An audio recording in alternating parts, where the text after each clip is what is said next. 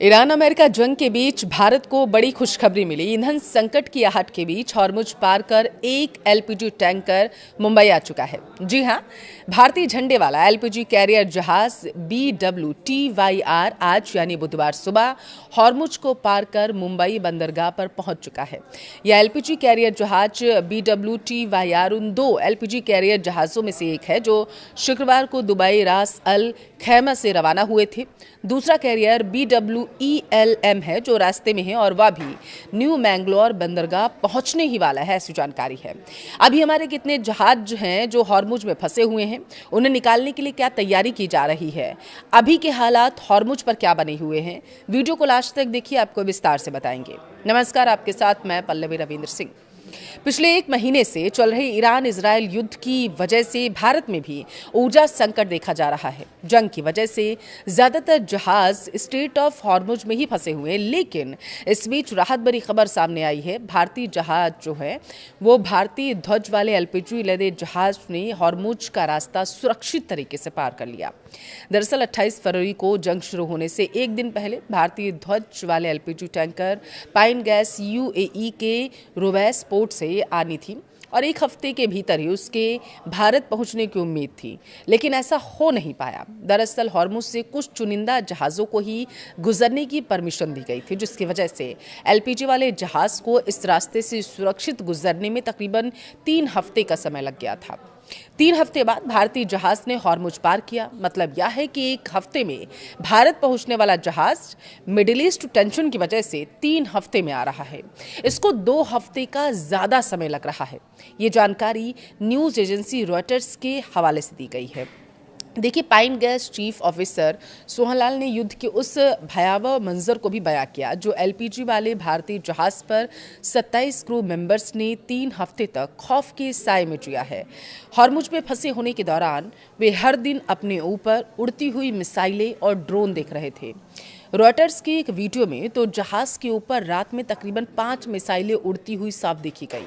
जानकारी के अनुसार क्रू मेंबर्स से भारतीय अधिकारियों ने 11 मार्च को करीब रवाना होने के लिए तैयार रहने के लिए कह दिया था, लेकिन जंग इतनी ज्यादा बढ़ गई थी कि जहाज को 23 मार्च तक हॉर्मुज के रास्ते चलने की परमिशन मिल ही नहीं पाई थी। ईरानी सेना ने टैंकर को ईरान के तट से दूर लाकर द्वीप के उत्तर में एक सकरी चैनल से गुजरने की परमिशन दी थी। वहीं जब सभी क्रू मेंबर्स यात्रा के लिए तैयार हुए, तब कहीं जाकर भारतीय अधिकारियों और जहाज के मालिक मुंबई स्थित 7 आइलैंड्स शिपिंग ने जहाज को आगे बढ़ने की परमिशन दी।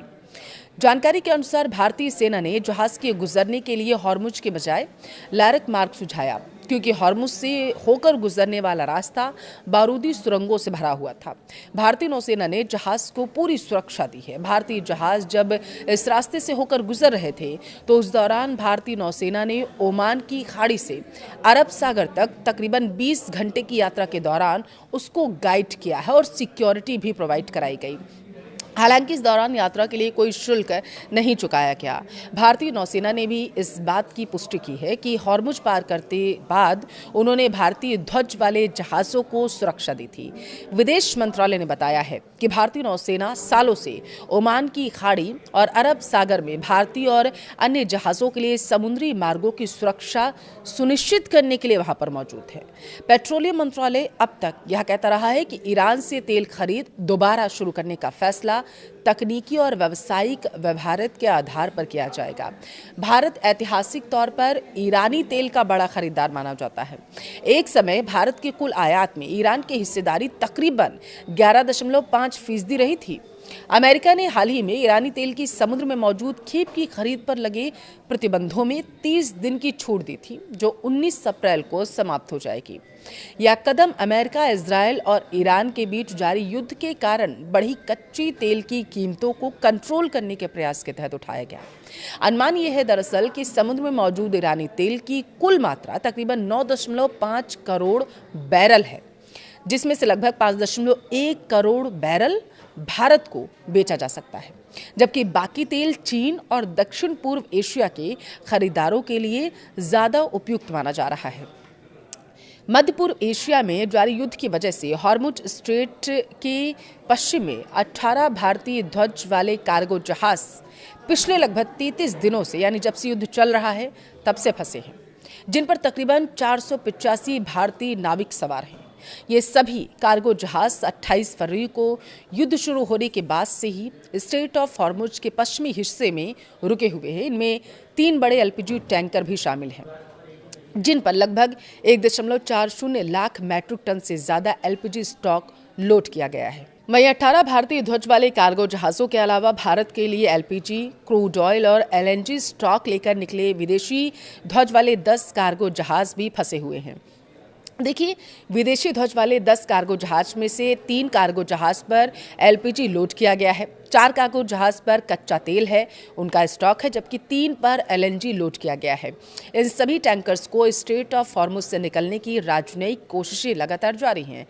शिपिंग मंत्रालय के मुताबिक सरकार की प्राथमिकता भारतीय ध्वज वाले कार्गो जहाजों को वहां से पहले निकालने की है। पिछले एक हफ्ते में 4 भारतीय ध्वज वाले LPG tanker straight of Hormuz से निकाले जा चुके हैं। इनमें BWTYR है।